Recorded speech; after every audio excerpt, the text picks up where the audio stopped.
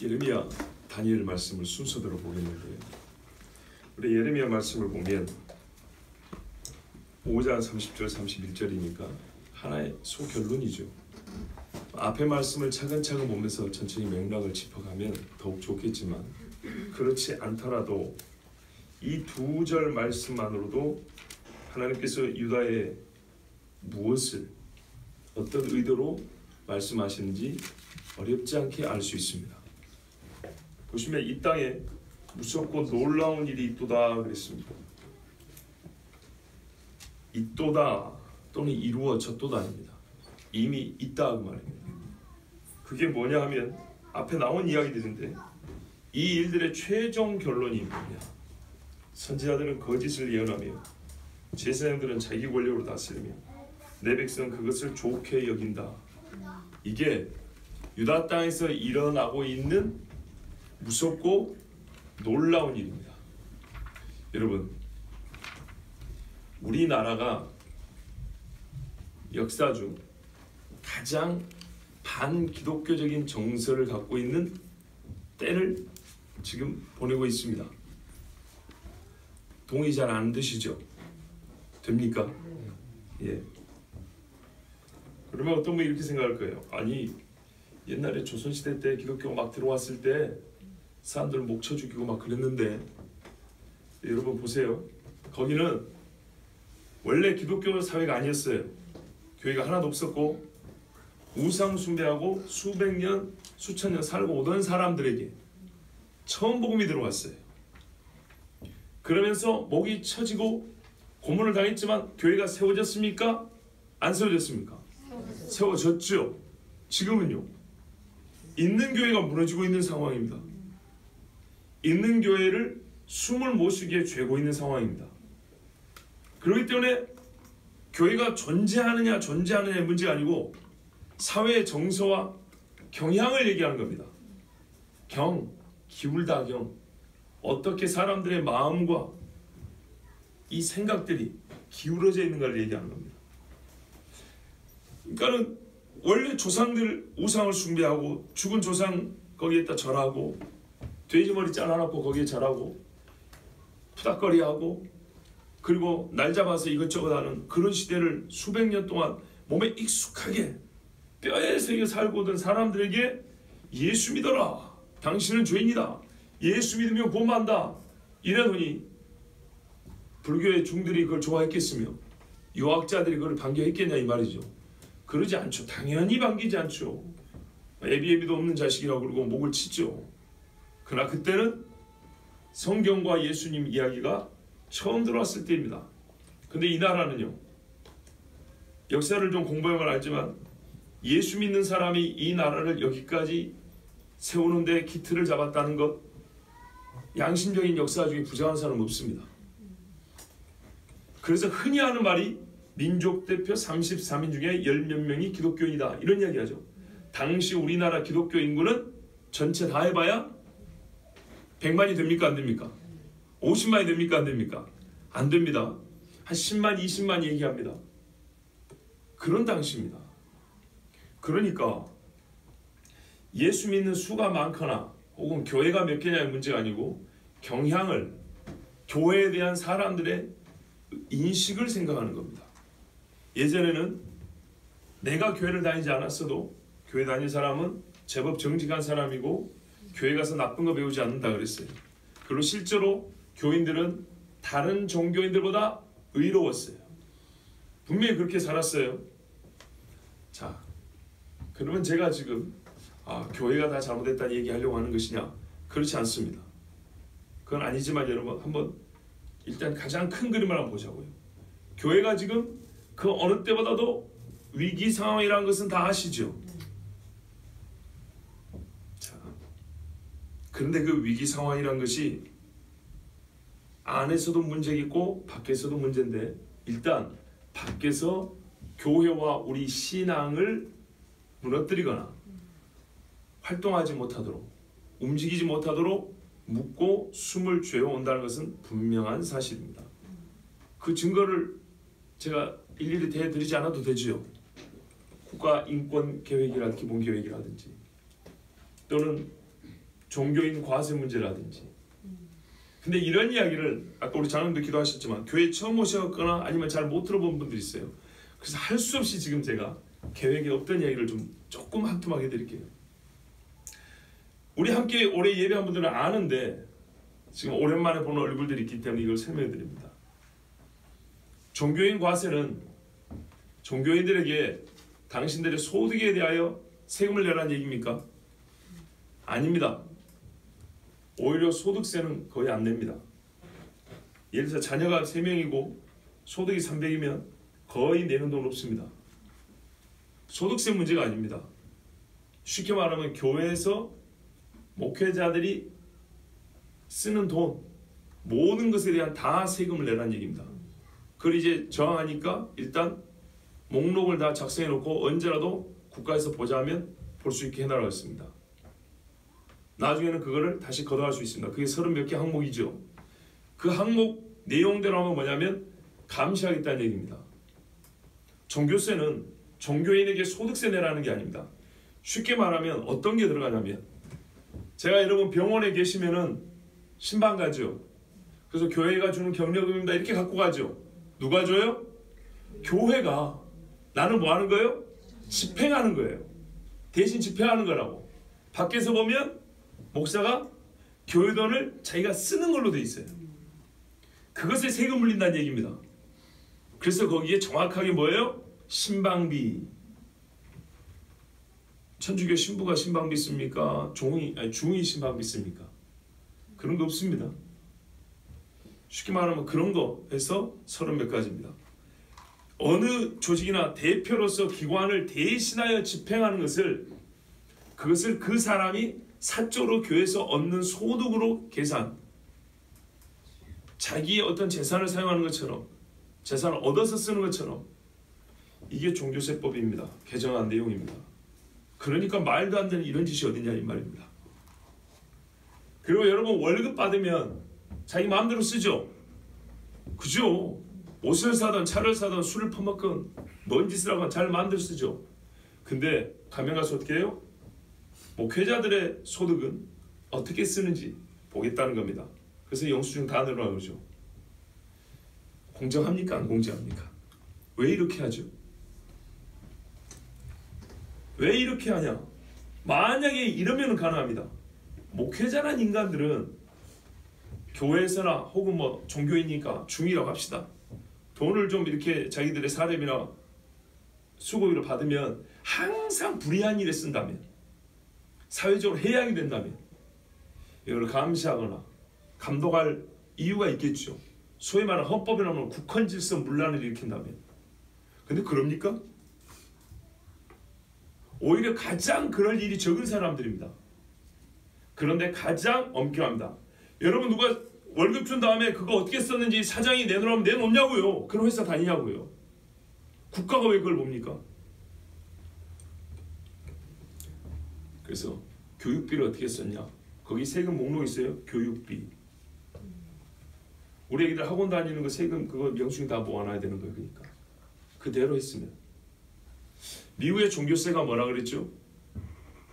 역시 종교인 소득세 내라는 얘기 아닙니다. 종교 헌금은 종교기관에서 모은 재정을 어떻게 쓰라고요? 종교를 위해서만 쓰라고. 그런 뜻이라 했죠. 사회적 이슈에 대해서는 교회에서 말하지 말라고요. 사회적 문제를 왜 교회가 말하냐? 쉽게 말하면 동성애를 정부기관에서 어찌어찌 한다고 결정을 내렸어요. 그럼 교회에서 목사가 성교의 동성애 문제는 이렇게 말했습니다 하고 설교하면 돼야 안 돼요? 그거 하지 말라는 말이에요. 웃기죠? 사회적 이슈는 종교인이 말하지 말라는 거예요. 세상 기관에서 알아서 할 테니까. 그거 어기면 어떻게 한다고요? 세무조사 들어온다고요. 그래서 국가가 그 교회 재정 전부 다 감시합니다. 그러니까 어떻게 해요? 미국 목사들 말을 못했어요. 성경이 있는데 사회가 먼저 얘기를 해버리면 말을 못한다고요. 그래서 미국 대법원에서 동성 결혼 합헌 내리는데 교회들이 아무 소리 못했어요. 여러분 이런 걸 얘기하는 겁니다. 지금 반기독교 정서라는 것. 밥 먹을 때 혹시 기독교인들 중에 저 불교인들하고 욕하는 사람 있습니까? 없습니까? 없죠. 그런데 밥 먹는 자리에서 누가 기도하면 뭐라 그래요? 저 개독교 새끼들하고 일부러 욕하죠. 지하철 타면서 소설책 읽는 걸 보고 뭐라 하지 않아도 성경 읽으면 뭐라 하죠. 뭔 잘못이죠 그게? 이제 좀 동의가 되십니까? 반기독교 정서, 반교회적인 생각이 가장 강하고 팽배해 있는 시대라는 것 인정하십니까? 그런데 이것이 사람의 마음속에 있으면 괜찮은데 하나의 법이 되고 제도가 되면요, 그런 경향을 더 가속화시킬 뿐만 아니라 기울기를 더 기울게 하고요, 또한 기독교인들이 죄인이 되어버리죠. 법으로 제도를 그러니까 제재를 하면 죄인이 됩니다. 예수 믿는 것이 죄인이 되고 성경대로 생활하는 것이 죄인이 되는 시대를 향해 가고 있습니다. 우리나라에서 만들고 있는 법과 제도를 그대로 따라하다 보면 이제는 성경에 나온 말씀을 설교하기도 어렵고 길거리에서 집회, 시위, 결사의 자유가 있고 헌법에 종교의 자유가 있는데요, 예수 믿으면 안 됩니다. 재밌는 거는 다른 종교는 계속 더 잘하라고 도와줍니다. 국가 예산을 100 몇십억을 들여서 불교에 무슨 건물은 지어줬다는 거 아십니까? 국가 예산을 여러분 세금으로. 그런 것을 아무 소리도 안 하죠. 교회가 교회 재정으로 교회 재산을 관리하는 것은 불의한 것처럼 얘기하죠. 여러분 양심적으로 얘기해보죠. 누가 내 재산으로 내가 관리하는데 그거를 불의하다고 말하면 가만히 있겠습니까?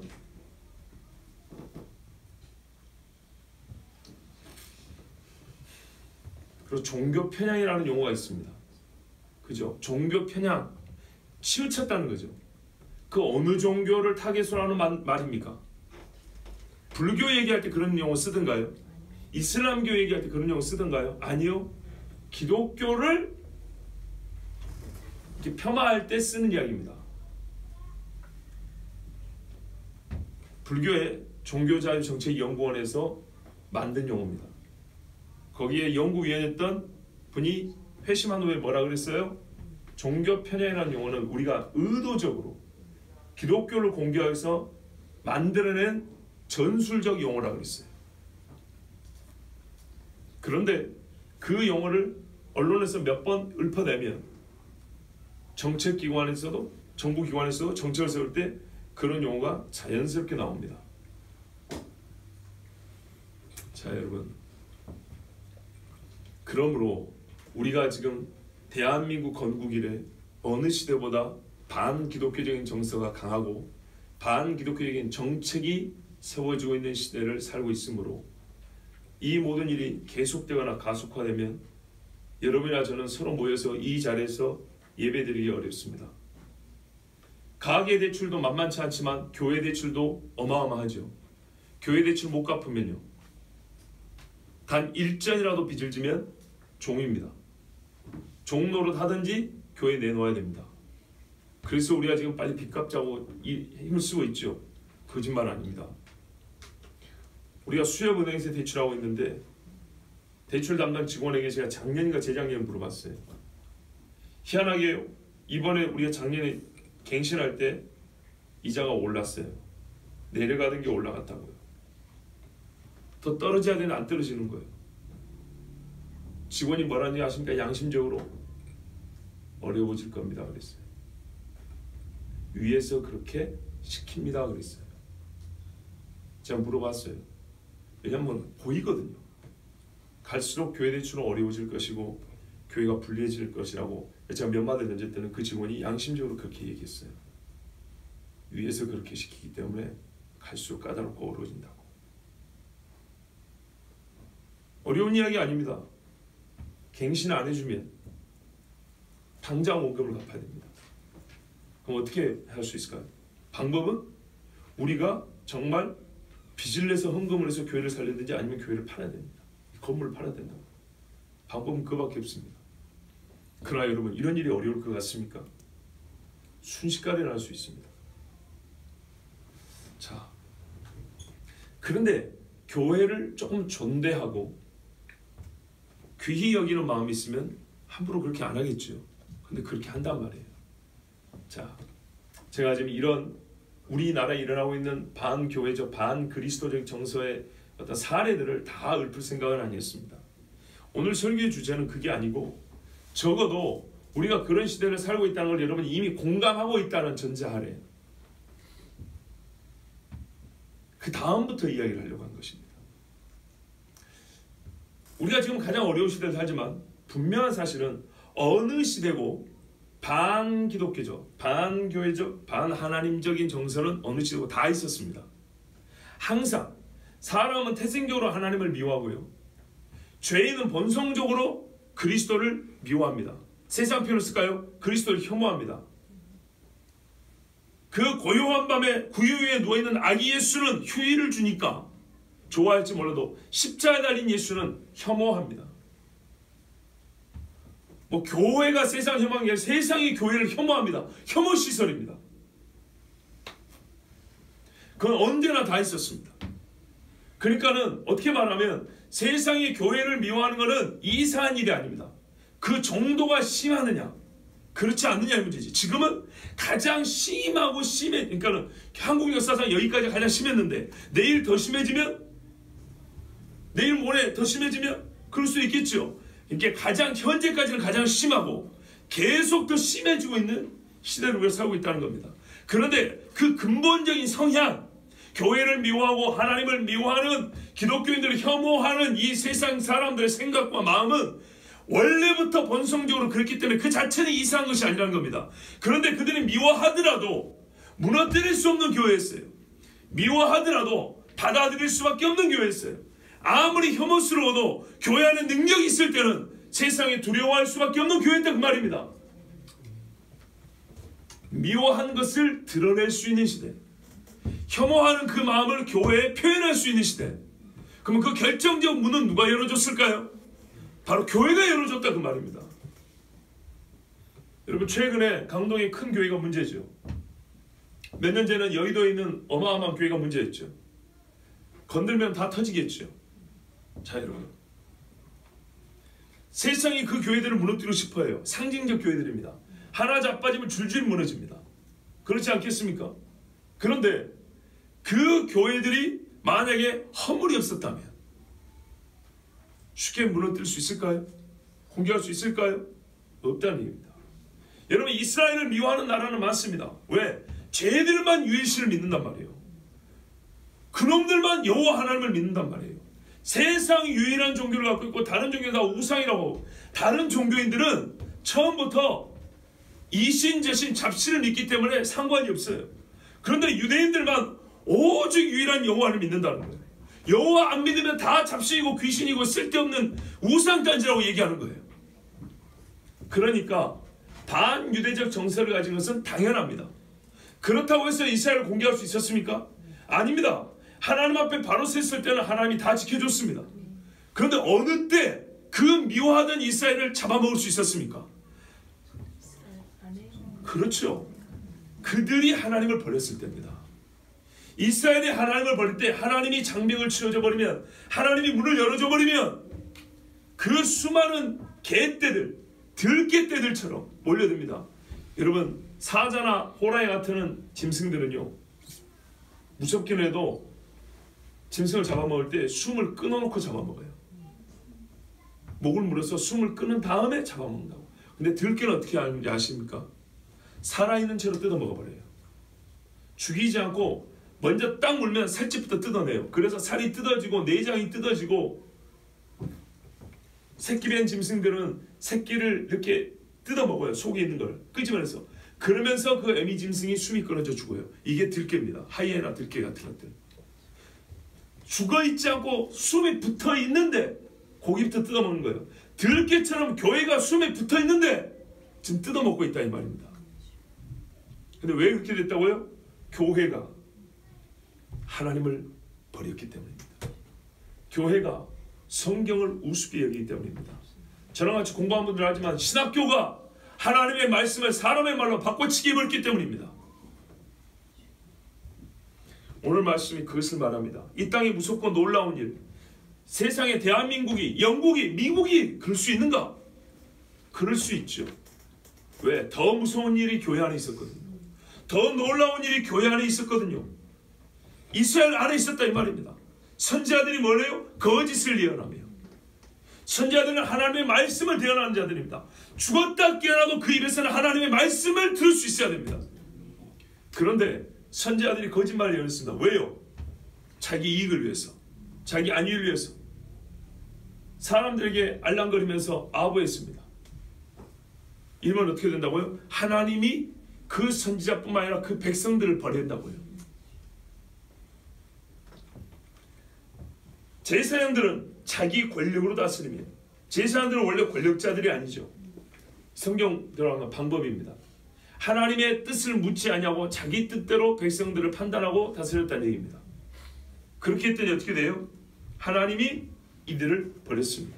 마지막에는 너희가 어찌하려느냐, 이 말은요, 너희의 타락의 정도가 이 정도면 멈출 수 없을 것이고, 조금 더 가면 너희가 정말로 신명기에 약속된 대로 내가 너희를 세상에 흩어버릴 것이고 너희 피가 이 땅에 가득하게 할 것인데 너희 어쩌려고 그러느냐 이 말이에요. 그러니까 이 전까지만 하더라도 그런 도 희망이 있었어. 왜? 선지자가 외쳐줄 거니까. 이 전까지만 해도 조금 괜찮았어요. 왜? 제사장들이 재판을 받으러 오면 하나님의 공의대로 재판해 줄 거니까. 여호사밧 왕이 있을 때는 어떻게 했어요? 여호사밧이 레위인과 제사장을 전국에 보내서 하나님의 말씀대로 판단하겠단 말이에요. 그래서 그 백성이 하나님 앞에 전쟁이라도 장엄마 앞에 서서 기도할 줄 알았다 이 말입니다.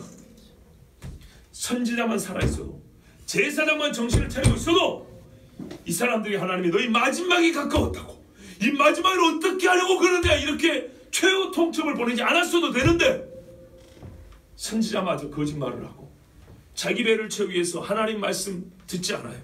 예? 목회자들이 설교할 때도 하나님 말씀대로 외치지 않아요. 솔직히 우리 교회도 그렇지 않습니까? 무슨 이야기 하려면 이 말씀은 저 사람한테 걸리고 저 말씀은 저 사람한테 걸리고 요 말씀은 또 그 사람한테 걸리고 안 걸린 사람이 어딨냐 이 말이죠. 술 취하지 말라면 여기서 술 안 마셨던 사람이 어딨냐면, 음행하지 말라면 여기서 가늠하는 사람이 어딨냐 이 말이죠. 거짓말하지 말라면 우리께 거짓말하는 사람이 어딨냐 이 말이에요. 다 걸려요. 그러니까 피해가요. 그 설교 빼, 저 설교 빼, 이 말씀 빼. 두 구절 읽을 걸 한 구절은 교묘하게 뒤로 제끼고 한 구절만 갖고 얘기를 해요. 좋은 거 좋은 거. 그래서 이 난처한 상황을 피하고자 설교학을 가르칠 때부터 긍정적으로 설교를 해야 돼. 이렇게 가르치고 자빠졌단 말이에요. 이건 자빠진 거예요. 사람들의 말이 자빠져 있다고요. 이게 거짓말이진 거예요. 그러니까 죄가 많아지잖아요. 거짓말이 많다는 증거는 죄가 많다는 거예요. 이사야 5장 18절에 뭐라는지 아십니까? 새끼줄 꼬듯이 거짓말로 사람이 끈을 만든대요. 거짓말로 끈을 만들어서 뭘 묶어요. 끈을 뭐 묶으려고 그러는 거죠. 죄악을 묶어서 끌고 다닌대요. 하나님 말씀 정확해요. 죄가 있는 곳에 거짓말이 있습니까? 없습니까? 있습니다. 거짓말이 있는 곳에 죄가 있습니까? 없습니까? 있습니다. 거짓말 자체도 죄지만 거짓말은 또 다른 죄의 수단이 됩니다. 거짓말이 클수록 죄는 커집니다. 죄가 큰 곳에 가보세요. 거짓말이 작은가 큰가?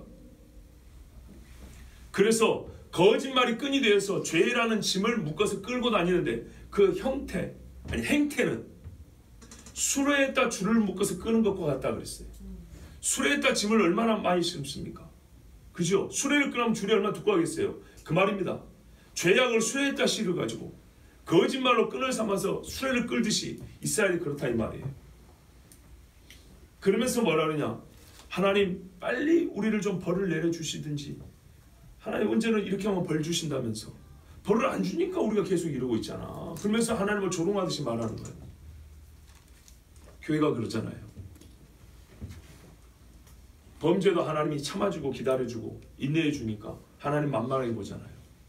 하나님이 듣고 계시고 보고 계시다는 생각 안 하고 막 함부로 짓거려버리잖아요. 막 자기 마음대로 해버리잖아요.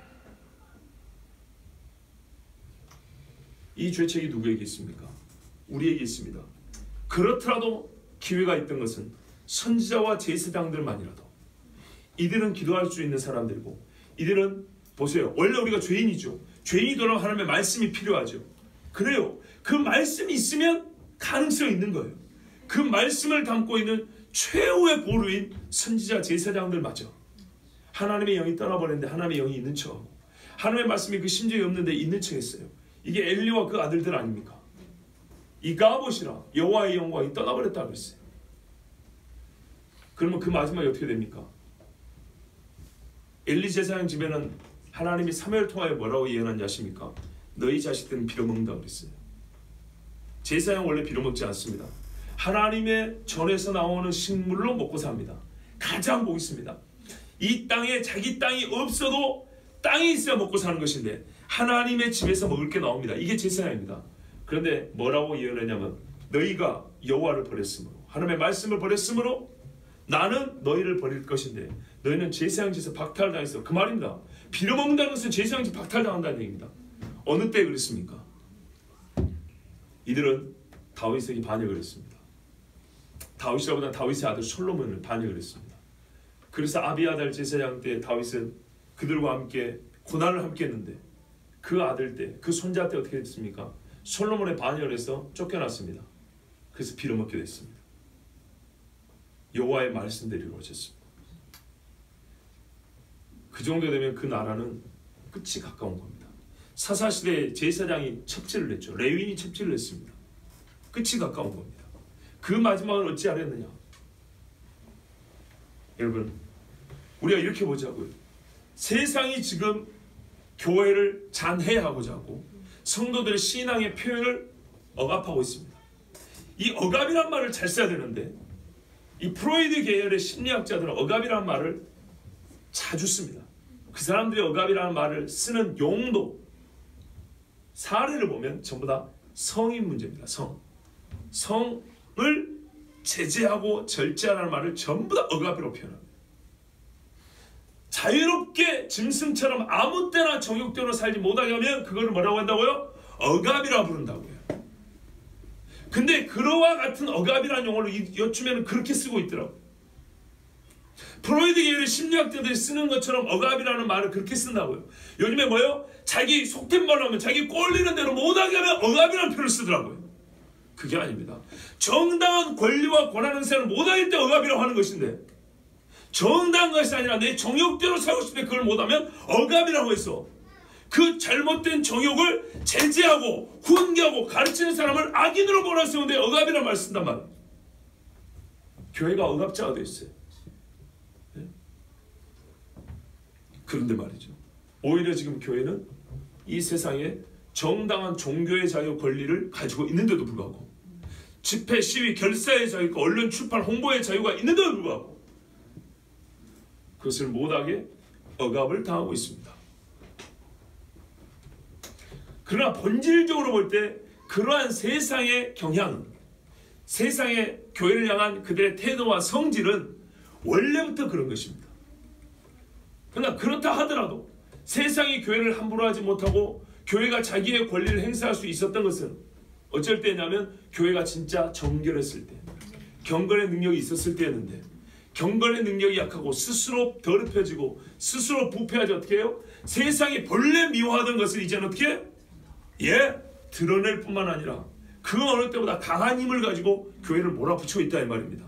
그러면 세상을 향하여 우리가 잘못된 것은 당신들이 잘못했다고 항변할 수 있지만 동시에 무엇을 해야 될까요? 그렇죠. 말뿐이 아닙니다.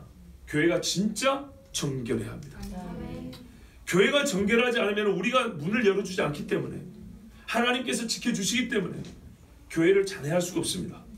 예수님이 온전히 전해지고 있고 하나님의 복음이 완전히 서 있고 신앙인들이 성령이 충만해 있으면 미워할 수는 있어도 무너뜨릴 수는 없는 겁니다.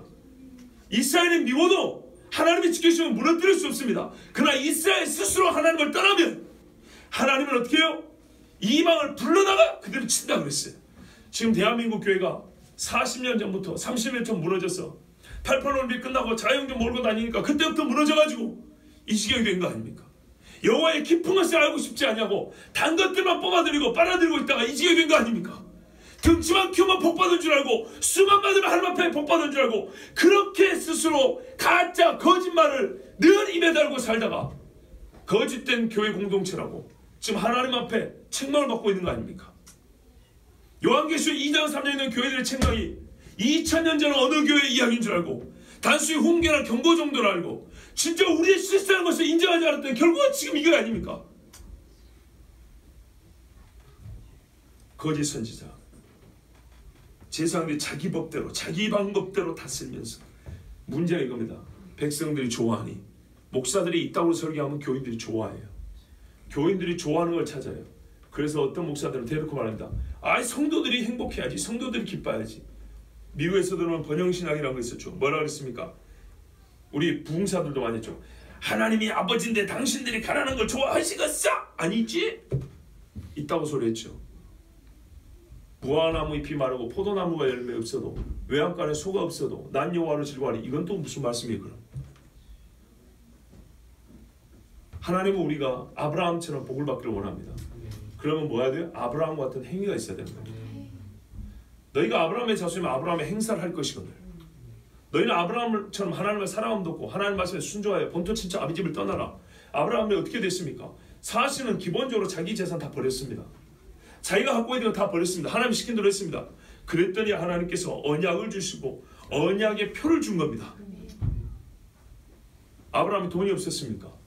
부자인데도 어떻게 되어요? 장막에 거했다고요. 항상 언약이 앞순위였습니다. 그런데 이 백성은 스스로 아브라함의 자손이라 하지만 아브라함의 행위도 없고 아브라함의 믿음이 없습니다. 그냥 겉보기에 아브라함의 복만 받았는데 한마디로 영적 안목은 전혀 없고 육체적 눈만 있는 겁니다. 욕심만 있는 겁니다. 그래서 백성들도 요즘 말로 하면 목회자들이 듣기 좋은 소리만 하면 그것을 사랑했습니다. 그러면서 표현하기를 우리 목사는 사랑이 많아 그랬습니다. 나는 사랑이 없어서 여러분에게 아픈 주사를 놉니다. 사랑이 있으면 달짝지근한 감기약이나 이렇게 떠먹이면 좋을 텐데 해열제 말이죠. 근데 나는 옛날에 흔들어 맞는 주사약은 아프죠. 가루약은 아파요. 예, 이거 흔들어가지고 궁뎅이다 박아버립니다. 사랑이 없어서 나 혼자 살겠다고. 그래서 마지막에 하는 겁니다.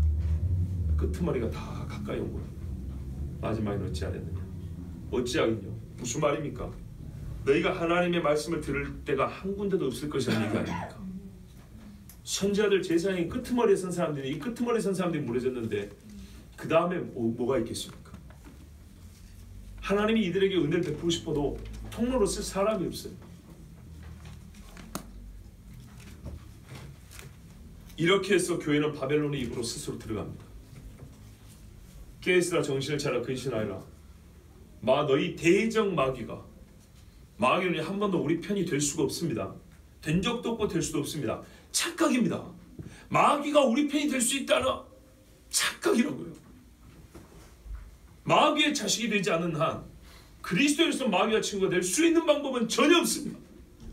너희 대적 마귀가 우는 사자같이 삼킬 자를 두루 찾나니. 근데 어리석게도요. 삼킬 자를 두루 찾아도 우리가 경건의 능력이 있고 하나님을 붙들고 있으면 어떻게 해요? 우리 손에 힘을 주사 이 마귀의 이빨을 부러뜨릴 건데 이 짓을 하면 어떻게 됩니까? 스스로 마귀 입으로 들어가는 겁니다. 성경의 원리대로면요. 바벨론이 이스라엘을 치고 싶어서 칠 수 있는 게 아닙니다. 그들이 스스로를 내어준 겁니다. 이래하여 교회가 바벨론의 입으로 지금 들어가고 있습니다. 어떻게 해야 될까요? 그럼 선지자들은 진리를 말하며 제사장들은 자기 방법이 아니라 하나님의 법대로 다스리며 백성들은 그것을 좋게 얘기해야 됩니다. 그러면 아직 교회는 희망이 있습니다. 세상이 두려워하는 하나님의 집이 될 것입니다. 그리고 교회는 하나님의 영광을 위하여 행할 것을 그때 행할 수 있을 것입니다. 그런데 여러분 예견컨대 지금 이 정도 정신을 가지고는 교회는 바벨론 입으로 들어갈 수밖에 없습니다. 우리나라 전체 교인이라고 하는 자의 수가 얼마입니까? 그 중에 깨어있고 기도하는 사람은 실제 극소수입니다. 왜냐하면 이건 성경대로입니다. 믿는 자를 보겠냐? 믿음을 보겠냐? 그러므로 형식상 교회라고 하는 조직상 교회라고 불려지는 등급의 교회라고 올라와 있는 이런 조직들은 바벨론의 입으로 들어갈 수밖에 없습니다. 이스라엘은 몇 사람이 깨어 있었습니다. 포로로 잡혀갈 때부터 다니엘은 의인이었습니다. 맞습니까? 다니엘의 세 친구는 잡혀갈 때부터 하나님 앞에 기도할 줄 아는 사람들이었습니다.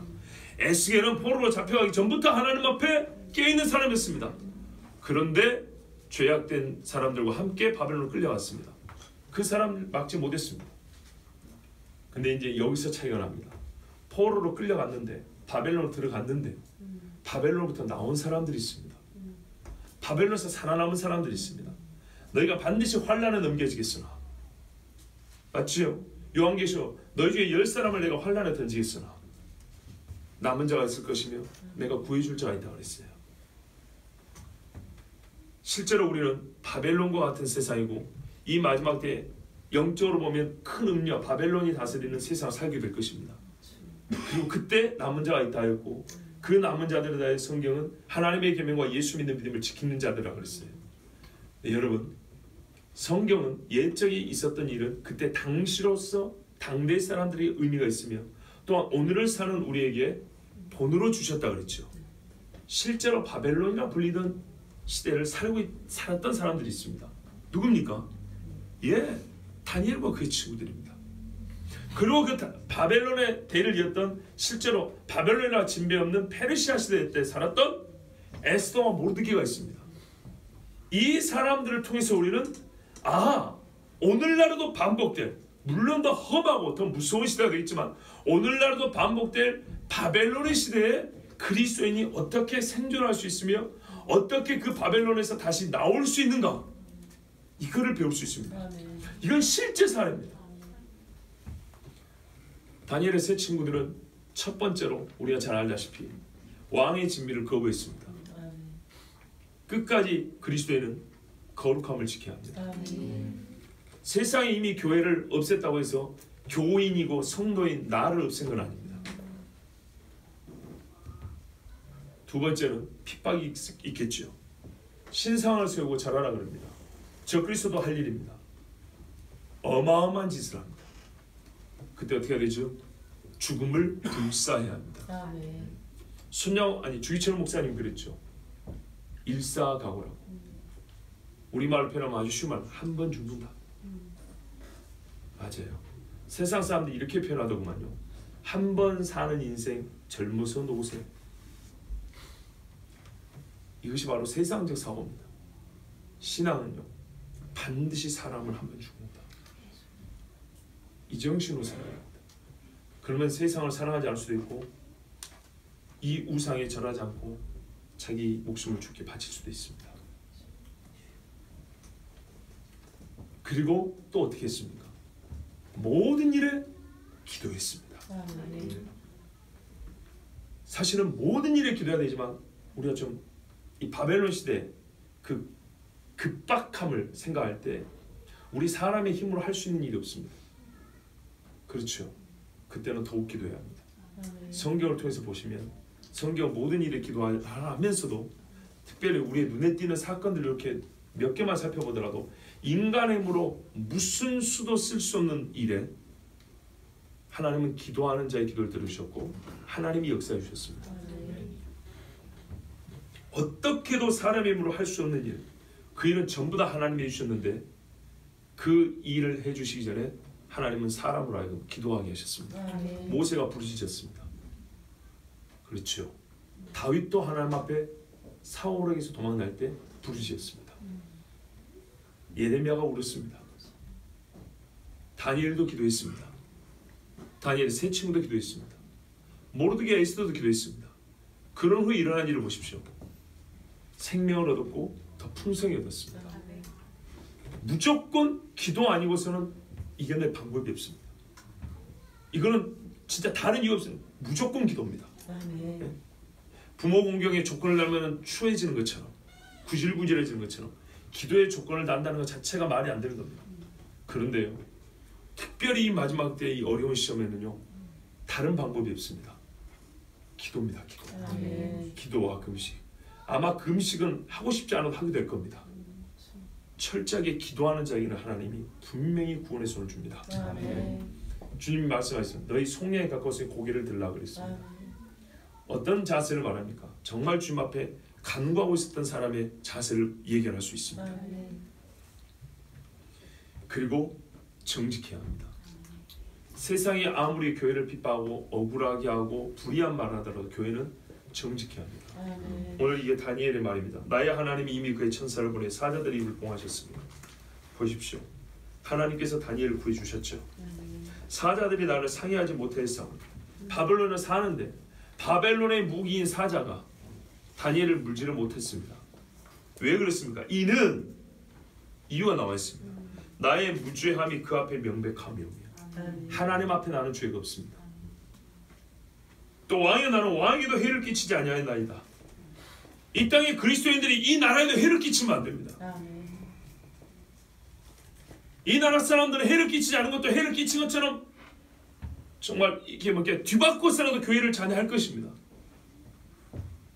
너희가 그랬지? 그러면서 우리가 그들 해야 하는 이런 식이면 안 됩니다. 너희 원수를 사랑하라고 그랬습니다. 원수가 없는 것이 내게 있으니 그거는 하나님이 갚습니다.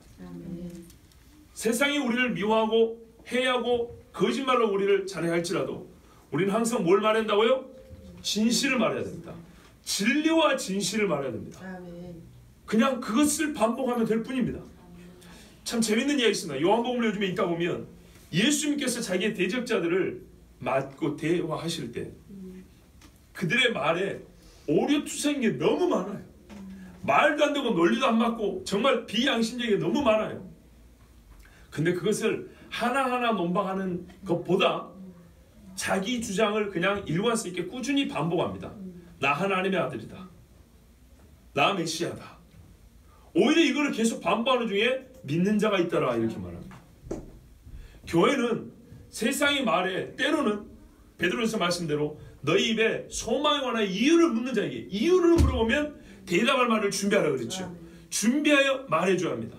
그러나 기본적으로 제일 중요한 것은 우리가 누구인지, 내가 누구를 믿는지, 누구를 믿기 때문에 이와 같은 삶을 사는지를 항상 일관성 있게 정직하게 말하고 정직하게 보여줄 수 있어야 합니다. 이것이 우리의 믿음의 증거입니다. 그것이 바로 하나님께서 이 땅을 공의로 심판하실 때 이 불의한 자들이 자기의 불의에 대하여 부정할 수 없게 하는 방법이기도 합니다. 만약에 우리가 똑같이 억울하다고 해서 불의한 일을 해버리면요, 하나님은 우리를 통하여 영광을 받지 않으십니다. 이런 사람들은 하나님께서 바벨론의 입에서부터 끄집어내 주시고 불같은 시험에서 태워 없애지는 것이 아니라 정금같이 연단되어 나오게 하십니다. 실제로 일제시대나 6.25 때나 수많은 믿음의 사람들, 지금도 우리에게 신앙의 본이 되는 사람들은 이렇게 살았습니다. 말 그대로 우리가 다니엘을 보고 지금 신앙을 배운단 말이죠. 다니엘이 이렇게 살았습니다. 사람들이 하는 말이 다니엘이 하나님께 기도하는 것 외에는 흠잡을 데가 없었다고 그랬어요. 그러니까 가장 정직하고 가장 곧고 아름다운 모습이 세상 사람들은 미워하고 죽일 이유가 될 수밖에 없는, 바로 이것이 그리스도인의 삶입니다. 그러나 그것 때문에 하나님은 다니엘을 살려준 겁니다. 세상 그것 때문에 교회를 죽이려 하고 없애려 하지만 우리는 부정할 수 없이 바벨론의 입으로 들어가고 있는 시대를 살고 있습니다. 솔직히 말씀드리면 막기가 어려울 듯 합니다. 우리의 힘을 다해서 기도하면 하나님께서 잠시 늦춰주실 수는 있고 그 전에 깨어날 수 있는 기회를 주시긴 할 것이지만, 이 역사에 대한 흐름, 하나님의 세상 섭리의 그 순서를 보면 우리만 교회인 건 아니고요, 우리나라만 믿는 건 아니기 때문에 전 세계를 볼 때 하나님께서 교회를 그 불 속에, 풍문불 속에 담글 때가 가까이 왔습니다. 그러나 그 불 속에 다 사그라지고 태워 없어지는 것이 아니라 연단되어 고린도전서 말씀처럼 그리스도의 공력이 남아있어 연단되어 나오는 정결한 신부들이 있을 겁니다. 조금 더 양심적으로 말하면 우리 교회가 이 바벨론의 입으로 들어가지 않도록 한국 교회를 지켜보자, 우리가 그 힘에 맞서보자라는 생각 또는 그런 소망은 솔직히 별로 크지 않습니다. 보다 큰 거는 그 바벨론의 입속에서 저와 여러분이 다 남은 자가 되기를, 다니엘처럼 내가 바벨론을 살지만 내가 하나님 앞에 범죄함이 없습니다. 나를 핍박하는 당신들에게도 정죄받을 이유가 없습니다. 이렇게 말할 수 있어서 주님이 보시고 사자 입에서도 건져주시는 그런 그리스도인이 되기를 바라는 마음이 큽니다. 하나님께서 은혜를 베푸사 데살로니가후서 2장 말씀처럼 이 불법의 사람이 나타나는 때를 막는, 지금 그 일을 하고 계시는데 세상이 이 불법의 사람 집에서도 들어갔지만 그 준비 단계에서 각 나라는 약간의 시차를 두고 그 길로 들어가고 있습니다. 우리나라는 어떤 나라에 비하면 늦은 거고 어떤 나라에 비하면 매우 빠른 속도로 바벨론으로 들어가고 있습니다. 생각보다 빨리 진행되는 것에 정말 우리가 예상치 못했던, 보십시오, 불과 1, 2년 사이입니다. 엄청난 일들이 벌어지고 있습니다. 그 어느 때보다 기독교인들이 거리로 나서는 일이 많아지고 있습니다. 제가 몇 년 전부터 그랬습니다. 지금 예수 외치지만 우리도 같이 세상 저 길로 나가야 될 때가 있을 거라고. 이건 여러분 세상 사람들이 자기 이익을 위해서 외쳤던 것과 다릅니다. 우리는 우리 신앙을 지키기 위해서 하는 겁니다. 시위도 여러 가지 종류가 있고 여러 가지 목적이 있죠. 우리는 정당하게 헌법 질서 안에서 누릴 수 있는 권리가 있고 자유가 있습니다. 근데 그마저도 무시되고 있는 그런 시대를 우리가 살고 있기 때문에 그것을 막기 위해서 우리가 거리로 나가야 될 필요가 있다고 그랬는데 지금 그 시기가 생각보다 빨리 오고 있다는 걸 전화일만 다 느끼고 있습니다. 그렇다 하더라도 아마 막기는 힘들 것입니다. 왜냐하면 제가 작년에 이 한 가지만 더 말씀드리고 마칩니다. 여기 우리 이병철 선교사님 계시지만 작년 12월 달에 중국 갔을 때 이제 우리 목사님 차를 타고 장충공항에서 길림까지 한 1시간 반 걸립니다. 가는 길에 말씀을 드렸습니다. 그때 한창 종교인 과세에 대하여 세법 개정이 돼가지고 그걸 막 교육하고 홍보하고 그럴 때입니다. 12월 달인데 그 전부터 그게 나왔기 때문에 이 생각은 그러니까 작년 10월쯤, 그러니까 거의 1년 전쯤부터 갖게 된 건데, 옛날에 종교인들도 세금을 물게 해야 된다는 얘기는 오래됐습니다. 10년이 넘은 이야기입니다. 제가 신학교 할 때도 그거 논쟁을 했으니까 10몇 년, 거의 20년 된 이야기입니다. 근데 그때 무슨 일이 있었냐면, 무슨 말이 있었냐면, 근데 결국에는 언론에서는 교회를 그걸 빌미로 막 두드러 팼어요. 목회자들은 세금 안 낸다고. 뭐 교회만 그런 건 줄 알고, 미자립 교회에 있어도 미자립 절은 없고 미자립 천주교는 없는데, 성당은 없는데 그런 데는 안 때리고 교회만 때린다고요. 그렇게 언론으로 교회를 때리는 덕을 톡톡히 본 다음에 또 잠잠해져 버려요. 왜 그런가 했더니 국가에서 시행을 안 한 이유는 진짜 미자립 교회가 80%이기 때문에 목회자들 세금 몇천 원 받아먹고, 이 옛날 말로 원호 대상자고 요즘은 뭐 차상위 계층 뭐죠, 이게 보호받을 게 더 많은 거예요. 국가가 내줄 돈이 더 많은 거예요. 그래서 장사가 안 돼요. 국가 재정이 세금 장사가 안 된다고요. 그 말이 얼마나 신빙 쓰이는지 모르지만 그런 말이 돌았어요. 그래서 언론으로 교회를 때리긴 하지만 실제로는 그 법을 시행하지 못하는 것은 교회로부터 벌어들일 세금이 얼마 안 되기 때문에 큰 교회 몇 개 빼고는 대부분이 연약하고 재정이 안 좋아서 오히려 국가가 내줘야 할 돈이 더 많다. 그래서 그거를 시행하지 않는다. 이런 이야기가 뒤로는 돌았어요.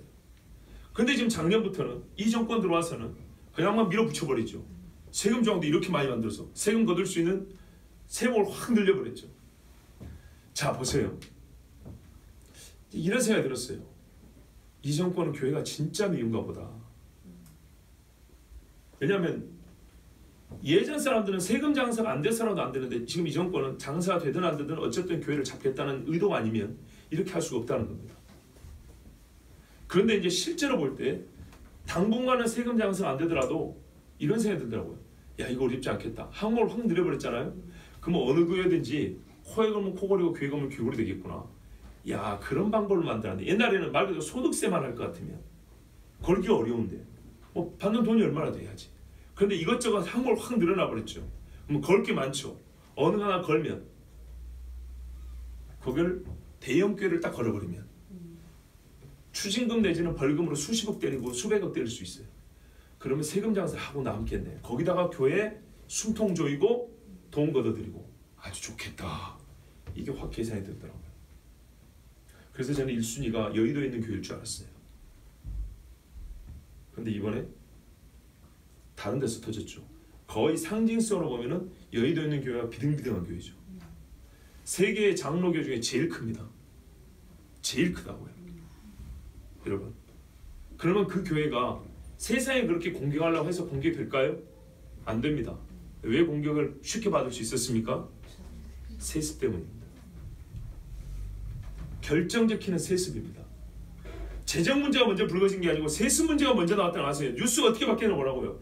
세습으로 시작해서 세습 파고든다고 하면서 재정이 나온 겁니다. 그리고 재정에 대해서 교회 재정을 잘 모르는 사람들이 돈 액수만 맞으면 무조건 그걸 불법화 시켜버렸습니다. 그건 교회 재정을 어떻게 쓰는지를 모르는 사람들이 이야기죠. 그렇지만 일단 그 빌미를 누가 줬다고요? 교회가 스스로 교회법을 어기면서 틈을 벌여줬다 이 말입니다. 무슨 말인지 아시죠? 선지자가 거짓을 내면 제사장이 자기 방법으로 다스리고 그 백성들이 좋아하고 괜찮다고 하면서 세상에 문을 열어줬다 이 말입니다. 만약에 세습만 하지 않았어도 여기까지 안 갔을 것이며 이 상징성 있는 교회가 이 어려움을 겪음으로 거기에 뒤에 서 있는 수많은 교회들이 동시다발적으로 휘청거리지 않을 수도 있었다 이 말입니다. 마귀의 기술은 얼마나 좋은 기회가 되는지 보십시오. 그러니까 결정적 키는 교회가 주고 있는 겁니다. 마귀가 어떤 짓을 할지 보이면 알았으면 교회가 미리 조심하고 교회가 먼저 회개하고 주님 앞에 자기의 뭡니까? 죄를 고백해야 될 거 아닙니까? 사개오처럼 그래야 될 거 아닙니까? 지금도 여러분 아직 끝난 건 아니기 때문에 기회는 있습니다. 회개하면 됩니다. 그런데 문제는 이겁니다. 회개하겠느냐? 이것입니다. 회개하겠느냐? 회개를 안 함으로 그 틈이 더 벌어져서 바벨론 입으로 들어간다는 얘기입니다.